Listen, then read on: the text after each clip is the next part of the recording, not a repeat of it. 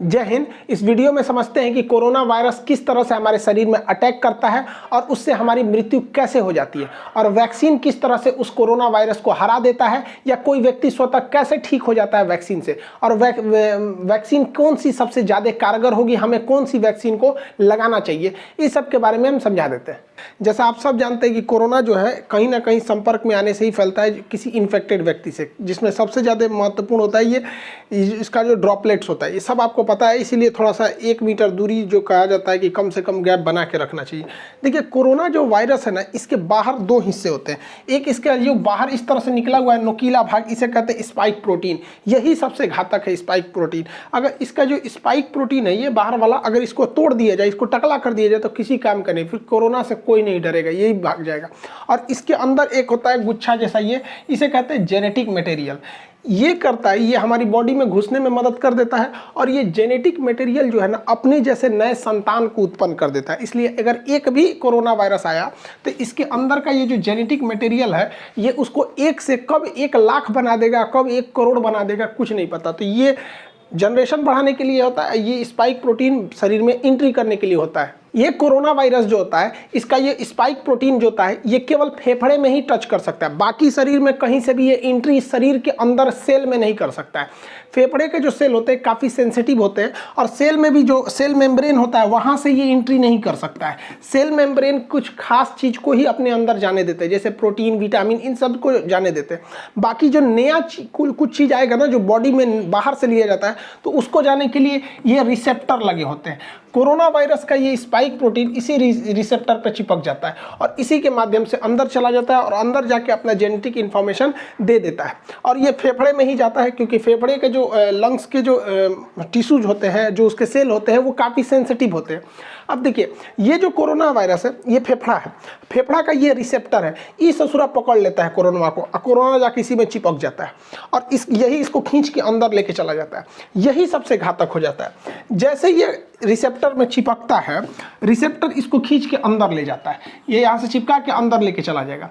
अंदर जाने के बाद इसका जेनेटिक मटेरियल जो है, आरएनए जो है, ये हमारे शरीर के अंदर जाके डीएनए से मैच करने लगता है, हम लोग के फेफड़ा के अंदर चला जाता है। और फेफड़ा के अंदर जाने के बाद, जैसे ये इसके रिसेप्टर पे टच हुआ इसका स्पाइक प्रोटीन, और ये इसको लेके अंदर गया, और अंदर जाने के बाद ये क्या करता है, हमारा न्यूक्लियस जो है, हमारे शरीर का जो न्यूक्लियस है, ये बहुत सीधा साधा है। इसको पता है कि स्पाइक प्रोटीन से जो भी ये रिसेप्टर से अंदर आ रहा है, वो ठीक ठाक आदमी है। तो इस ससुरा जो कोरोना है, इस सीधे जाके पूछता है न्यूक्लियस से कि फोटोकॉपी मशीन कहाँ है, कहाँ है वो फोटोकॉपी मशीन जिससे नए नए चीज़ों के बनते हैं। तो हमारे शरीर में फोटोकॉपी मशीन का काम करता है राइबोसोम। ये राइबोसोम धड़ाधड़ फोटोकॉपी करता है, किस चीज़ का, तो प्रोटीन का। तो हमारे शरीर में धड़ाधड़ प्रोटीन निर्माण करने का काम करता है यही राइबोसोम। अब देखिए, फोटोकॉपी मशीन की एक खराबी है, इस पर कौन सा पेपर रखे हैं, ये उसी का कॉपी करेगा, इसको नहीं पता कि कॉपी क्या हो रहा है। अब ये जो कोरोना वायरस है, इस रिसेप्टर के माध्यम से न्यूक्लियस में आ गया है, न्यूक्लियस इसको बता दिया कि राइबोसोम के पास चले जाओ, वही फोटोकॉपी करता है। अब ये छोटा जो कोरोना वायरस है, ये क्या करेगा, इस फोटोकॉपी के पास जाएगा, और यहाँ जो प्रोटीन वाला पेपर रखा है उसको हटा के अपना जेनेटिक मटेरियल रख देगा जो इसके अंदर है, मतलब अपने खानदान का फोटोकॉपी कराने लगेगा। अब एक कोरोना वायरस अंदर गया था, लेकिन राइबोसोम की मदद से वो अपने हजारों कॉपी अंदर बनाने लगा, और फेफड़ा के अंदर धड़ाधड़ धड़ाधड़ धड़ाधड़ कोरोना वायरस बनने लगे सब। अब हमारा ही बॉडी उसको कोरोना वायरस बना रहा है। सोचिए, हमारा खुद का फेफड़ा, हमारा खुद का राइबोसोम जो कल तक प्रोटीन का फोटोकॉपी करता था, उसके स्कैनर से प्रोटीन हटा के आरएनए, ये कोरोना वाला ने अपना आरएनए रख दिया, उसी का फोटोकॉपी कर रहा है। तो इसको रेप्लिकेशन कहा जाता है। बहुत तेजी से बढ़ते हैं सब यहाँ पर। अब पूरे फेफड़े में ना ये कोरोना वायरस घूमने लगते हैं। तो हमारे शरीर का जो इम्यून सिस्टम है, कहते हैं ये कौन चीज़ है रे, ये कौन चीज़ आ गया यहाँ पर। पूरा इम्यून सिस्टम कंफ्यूजन में हो जाता है, उसको पता नहीं चलता है कि है कौन, लेकिन ये समझ जाता है कि ठीक आदमी नहीं है, इसको मारना चाहिए। तो हमारे शरीर का जो इम्यून सिस्टम है, ये इसको लगता है मारने, धड़ धड़ धड़ धड़ धड़ मार काट करता है। तो हमारे शरीर को पता ही नहीं चल रहा, हम लोग ऐसे घूम रहे हैं आराम से, हम लोग के फेफड़ा में मार धाड़ चल रहा है, हमारा एंटीबॉडी जो है, ये हमारा इम्यून सिस्टम धड़ धड़ मार रहा है इसको। तो हम लोग को बुखार आना चालू हो जाता है, क्योंकि हमारे शरीर का ये डिफेंस मैकेनिज्म है कि जब भी अंदर मार धाड़ चलती है तो बुखार हो जाता है, ताकि वो टेम्परेचर से कोई कोई नए नए छोटे मोटे वायरस वगैरह ऐसे मर जाए, लेकिन ये ससुरा मरता नहीं है यहाँ पे, अरे मारे जा रहा है, मर ही नहीं रहा है यहाँ पे। तो न्यूक्लियस कहता है कि रे आप बकलोलवा, वो मारने से नहीं मरेगा, यहाँ फोटोकॉपी होके उधड़ाधड़ निकल रहा है, इसकी कमी ही नहीं कर सकते तुम मार के। तो ये कहता है कि भैया तो हम कौन सी करें। तो न्यूक्लियस इसको बताता है हमारे इम्यून सिस्टम को कि एक काम करो, तुम एंटीबॉडी बनाओ, क्योंकि इसको घुसने से रोको, क्योंकि अगर ये घुस जाएगा ना, एगो तो घुस के अपना फोटोकॉपी बना ही रहा है, इसको घुसने से रोको। तो ये कहता है कि क्या करे, यही रिसेप्टरवा नोच देगा। तो ये कहता है अरे भैया ओकरा मत नोच, एके नोच देगा ना तो कब वो दवाई खाएगा तो दवाइयों अंदर नहीं जाएगा। एक काम करना, इसी को बर्बाद कर दो, इसका जो खोपड़िया है, इसको खोपड़िया को कैसे भी बर्बाद करो। तो खोपड़िया का जो चिपकने वाला ना, उसका थुथुरा कूच दिया जाता है। तो थुथुरवा कूचने के लिए एक एंटीबॉडी होता है। तो हमारे शरीर का डिफेंस मैकेनिज्म एक एंटीबॉडी बनाता है।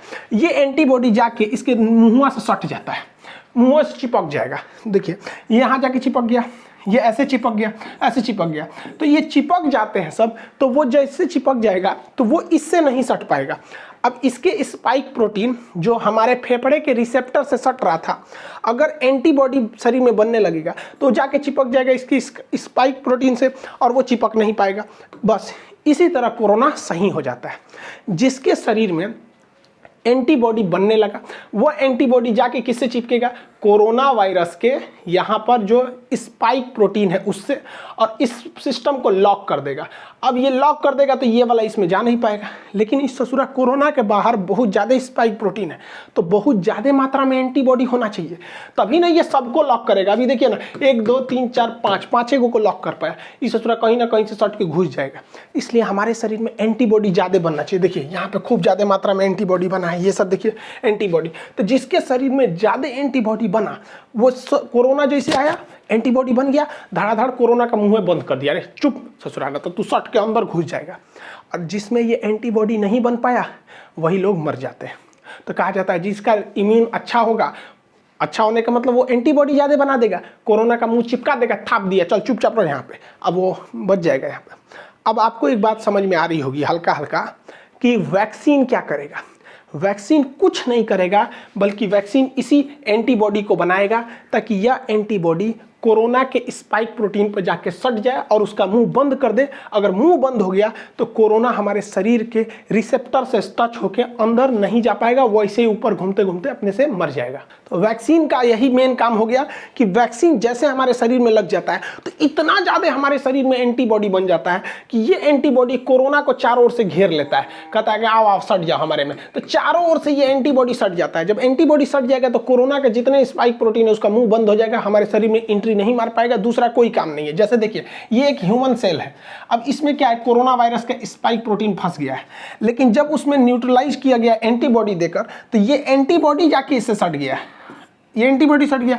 अब ये इससे डायरेक्ट टच में नहीं आ सकता है, तो हमें कोरोना नहीं होगा। यही काम होता है हमारे वैक्सीन का। अब इसमें इतना टाइम क्यों लग गया, तो देखिए वैक्सीन बनाने में सबसे बड़ा था कि इसके अंदर का जेनेटिक मटेरियल जो फोटोकॉपी कर रहा था वो क्या है पता करने के लिए। तो बाद में पता चला कि वो आरएनए है। देखिए हमारे शरीर में डीएनए होता है, डाईऑक्सीराइबोज न्यूक्लिक। डीएनए जो होता है वो 2 धागा का बना होता है यहाँ पर देखिए, और आरएनए जो होता है वो केवल सिंगल हेलिक्स होता है, सिंगल धागा का बना होता है आरएनए। तो जितने वायरस होते हैं वो आरएनए होते हैं, ज्यादातर वायरस आरएनए।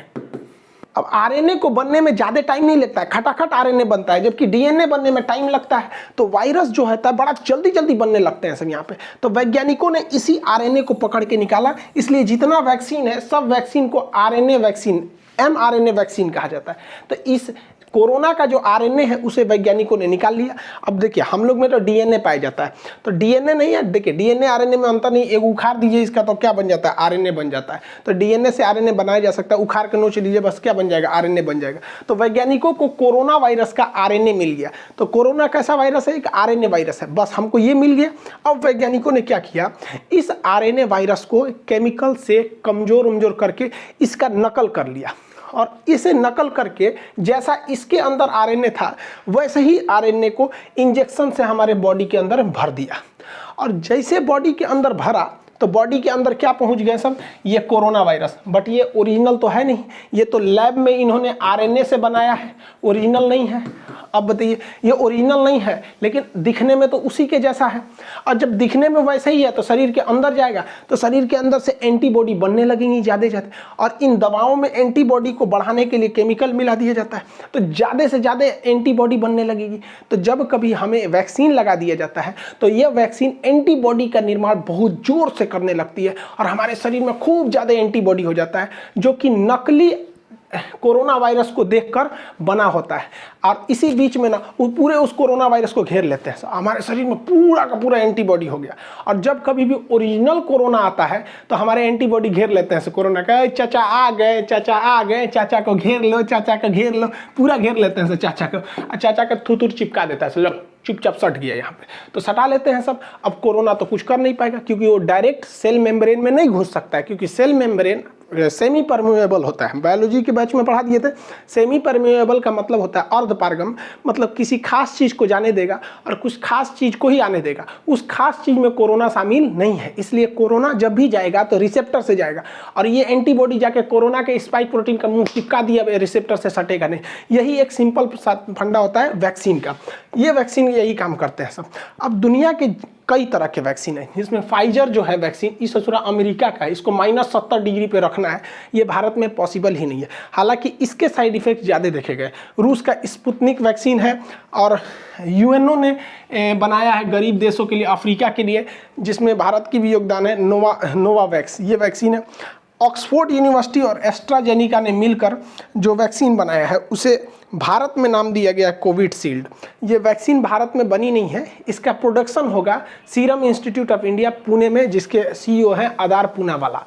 तो ये वैक्सीन है, जितनी वैक्सीन है ये सारी की सारी वैक्सीनें mRNA पर डिपेंड है, यानी आरएनए वैक्सीन है। मतलब कोरोना का कॉपी करे हमारे बॉडी में घुसा दो, उसको देखा देखी जब वो बनने लगेंगे एंटीबॉडी, तो उस एंटीबॉडी की मात्रा बढ़ा दो, और जब ओरिजिनल कोरोना आएगा तो उसका थुथुर चाप देंगे सभी, सब इसी पर काम करता है। लेकिन भारत का वैक्सीन इस पर काम नहीं करता है। भारत का वैक्सीन जो है भारत बायोटेक ने बनाए से, भारत बायोटेक ने, इसका नाम है कोवैक्सीन। ये अलग ही कंसेप्ट है। कोवैक्सीन में क्या किया गया है कि कोरोना वायरस को ही कमजोर करके उसको थूर कूच के हमारे शरीर में भर दिया गया है। अब बताओ, उसे थोड़ा थुरा कूचा गया है, इसका जेनेटिक मटेरियल को खूब अच्छा से कूच काच दीजिए और कूच काच के हमारे शरीर में भर दीजिए, और शरीर में जैसे भरेंगे तो जाएगा अंदर, न्यूक्लियस से कहेगा हमारा फोटोकॉपी बनाओ, ये बेचारा अपने कूचा गया है, एक फोटोकॉपियो निकलेगा तो ऊंचाई निकलेगा, तो हमारे शरीर के एंटीबॉडी आके छाप लेगा सब, इसको कहेगा मारो मारो मारो मारो मारो। अब भाई हमारे एंटीबॉडी इस कमजोर कोरोना को खूब अच्छा से मार देगा।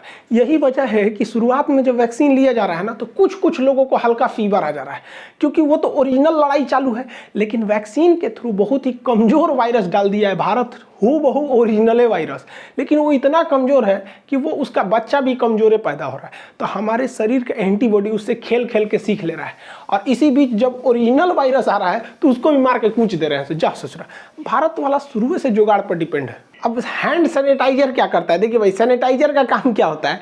सैनिटाइजर जब हम मारते हैं ना, तो ये कोरोना वायरस का जो बाहरी खोल है ना, जिस खोल के ऊपर ये स्पाइक प्रोटीन है, तो ये जो होता है ये सैनिटाइजर इस स्पाइक प्रोटीन को कुछ नहीं करता है, बल्कि जिसके ऊपर इसका खोल है ना, ये खोपड़िए फाड़ देता है, उसको टकला कर देता है, इस तरह से खोखला करके टकला कर देगा, इसका पूरा का पूरा ऊपर का खोपड़िए झाड़ के टकला हो जाएगा। इस ससुरा सैनिटाइजरवा जो है ना, ये तो वैक्सीनवा का बाप है। वैक्सीनवा तो खाली उसका ठोड़वे बंद कर रहा था, ये मारा पूरा टकले कर देता है उसको, अब उसका पूरा आरएनए बाहर निकल जाता है, तो कोरोना रोने लगता है, ओ माय गॉड मेरा आरएनए चल गया, अब क्या करेंगे आप। तो आप कहेंगे कि तो सैनिटाइजरवे काहे नहीं पी लेते हैं लोग। सोचा सैनिटाइजरवा ज़्यादा पी लेंगे लोग ना तो फेफड़वा में, तो हम लोग के सोचा रिसेप्टरवा जो है ना फेफड़ा का, एकरो नोच देगा, बस दिक्कत हो जाएगा, हम लोग भी मर जाएंगे लोग यहाँ पे। इसलिए सैनिटाइजर जो है वो केवल बाहर के काम में आता है, वो कोरोना वायरस के बाहरी लेयर को फाड़ देता है। दुनिया में बहुत सारे वैक्सीन है, जिसमें एक ये जितने वैक्सीन है ये आरएनए वैक्सीन है सब, जबकि भारत का जो वैक्सीन है भारत बायोटेक द्वारा, ये तो ओरिजिनल वायरस का ही वैक्सीन है। अब इसमें से सबसे अच्छा कौन है, तो देखिए सारे वैक्सीन अच्छे हैं, डिपेंड करता है किसको कहाँ के ट्रायल पर किया गया है, किसी को अमेरिका में, किसी को इंडिया में। सारे के सारे वैक्सीन एक जैसे हैं, कोई खराब नहीं है। जैसे हम आपसे कहते हैं कि कौन सा साबुन नहाने के लिए अच्छा है, तो भैया आप लाइफ बॉय से नहाओ, चाहे डिटॉल से नहाओ, चाहे पियर से नहाओ, कोई फर्क नहीं पड़ता है, नहा के आप वैसे ही निकलेंगे। जैसे हमारे जैसे आप घड़ी साबुन से नहा लीजिए, कोई फर्क नहीं पड़ता। अब जैसे हम लोग हैं, भैंस जैसे हम लोग का चमड़ा है, तो उस पर लक्स वगैरह सुनता ही नहीं है, तो घड़ी साबुन ये सब से नहा लीजिए, कोई फर्क नहीं पड़ता, सब एक जैसा है, कोई दिक्कत नहीं आएगा। वैक्सीन जो है वो 60 से 90% तक ही वो कारगर है। लेकिन फ़ायदा क्या होगा? ऐसा नहीं है कि जिसे वैक्सीन लग गया उसे कोरोना नहीं होगा, होगा, उसको भी हो सकता है, बहुत कम चांस है। और अगर होगा भी ना तो वो घर पे ही ठीक हो जाएगा, मरेगा नहीं वो। सबसे बड़ा फायदा यही है वैक्सीन का, उसे दोबारा कोरोना हो जाएगा बट मरेगा नहीं। तो इससे अच्छा क्या चाहिए? बीमारी हो जाए, खांसी सर्दी हो के ठीक हो जाए, मरिए जा रहा है सोचो, इसमें ना दिक्कत हो जाता है, डेथ नहीं होगा। कोरोना वैक्सीन की 2 डोजेज लगाई जाएंगी। एक डोज से दूसरे डोज के बीच में 28 से 42 दिन का गैप रखा जाएगा। एक डोज मान के चलिए आप 1 तारीख को ले लिए, तो फिर 28 से 40 दिन के बीच में कभी भी एक डोज ले लीजिए, ताकि आपके बॉडी में 2 बार कोरोना वायरस को इंजेक्ट कराया जा सके वैक्सीन के माध्यम से, जिससे कि आपकी एंटीबॉडी रेडी हो सके, लड़ने के लिए तैयार रह सके। अब देखिए, एक रिसर्च करना ये है कि ऐसा माना जा रहा है कि अगर किसी व्यक्ति को पहला डोज अगर फाइजर का लगा दिया जाए और दूसरा डोज कोविशील्ड का लगा दिया जाए तो ये ज़्यादा असरदार होगा। लेकिन अभी क्या हो रहा है कि पहला डोज जिस वैक्सीन का है, दूसरा डोज भी उसी का है, लेकिन ऐसा वैज्ञानिकों का कहना है कि अलग अलग डोज दिया जाए। अब चूंकि भारत में 2 ही वैक्सीन है, एक कोविशील्ड है, एक कोवैक्सीन है, तो भारत सरकार को भी इस पर रिसर्च करना चाहिए कि पहला डोज देना चाहिए कोविशील्ड का, दूसरा कोवैक्सीन का ही दे दीजिए, ताकि ज़्यादा सूटेबल रहे, दोनों तरह से हम लोग उसमें वायरस से लड़ सके। यहाँ पर एक्सचेंज कर देना चाहिए। अब इसके साइड इफेक्ट को लेकर कुछ डर रहे हैं। देखिए, इसका कोई साइड इफेक्ट नहीं है, 99% लोगों को कोई साइड इफेक्ट नहीं है। कुछ लोगों को हो रहा है हल्का बुखार, तो आपको बता ही दिए, क्योंकि जैसे वैक्सीन जाएगा मारधाड़ चालू होगा, हल्का बुखार होगा, पैरासीटामोल खा लीजिए, नॉर्मल 1 रुपये का कम बिफलान या फिर कालपोल वगैरह कुछ भी खा लीजिए, नॉर्मल सही हो जाएंगे। यहाँ पर इससे ज़्यादा कुछ नहीं होगा। थोड़ा बहुत आपको, कुछ लोग को सर दर्द की शिकायत मिली गई है, करोड़ों में 1-2 ठोको। अरे यार, तो जो सर दर्द और बुखार नहीं झेल सकता है ससुरा, तो नहीं तो जी कह रहा है ससुरा, ओकरा से डर रहा है। यहाँ पे कोरोना से नहीं डर रहा है, डर रहा है कि वैक्सीन लगाएंगे तो बुखार हो।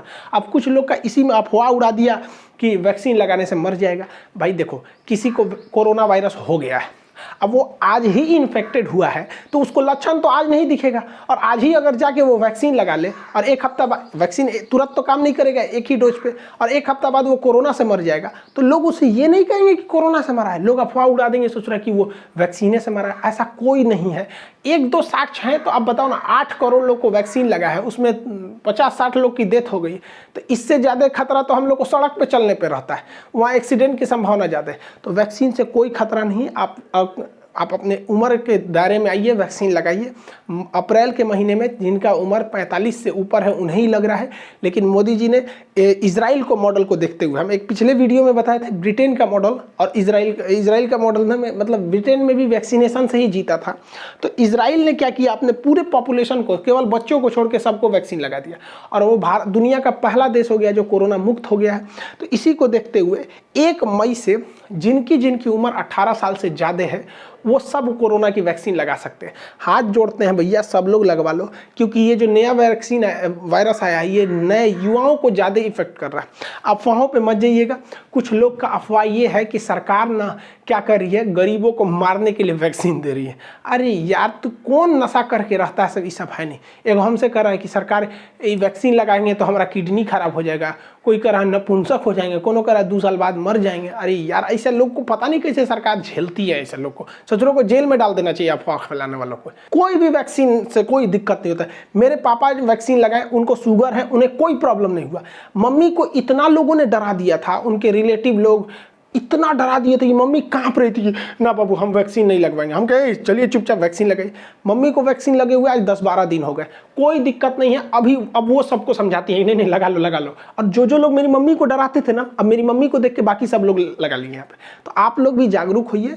ऐसे लोग जो हैं, जो जिंदगी में कुछ नहीं कर सके, वैक्सीन कहते हैं वैक्सीन मत लो। अजीब हाल है ससुरा सब यहाँ पे। एक मौलाना साहब हमसे आके कह रहे थे कि वैक्सीन सब गलत है यहाँ पे। हम कहा हाँ, आप वैक्सीन मत लीजिए, आप सिला जीत लीजिए, आपके लायक यही है। आई होप आप वैक्सीनेशन और इसके कैसे काम करता है इसको समझे होंगे। नेक्स्ट वीडियो में हम आपको CT वैल्यू समझा देंगे और पल्स ऑक्सीमीटर वगैरह ये सारी चीज़ों को RT-PCR चेक कैसे होता है इसके बारे में बता देंगे। मिलेंगे नेक्स्ट क्लास में। जय हिंद।